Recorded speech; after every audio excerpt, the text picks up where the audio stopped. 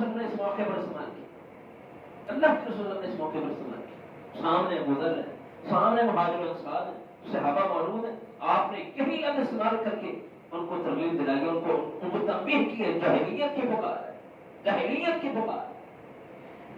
اسلام تو تعلیم والا دین ہے، شعور والا دین ہے، اس کا اس سے کیا جواب ہے؟ آپ علیہ السلام نے فرمایا 4 چیزیں جاہلیت والی ہیں جو ہمیں آ گئی اور آئیں گی بات کے دور پیش کوئی کی. ان میں سے ایک چیز الفخر فی الانساب والانساب وطعن فی الانساب، دوسرے کے پر احترام کرنا اور خود اپنے بارے میں فخر کرنا اپنی قوم کے. یہ میں آئے گی. ہم دیکھیں اگر ہمارے اندر یہ چیز تو نہیں. اس لیے ایسے لوگوں سے ہوشیار ہیں جو صرف اپنا ووٹ سمیٹنے کے لیے 2 بڑے کام کریں.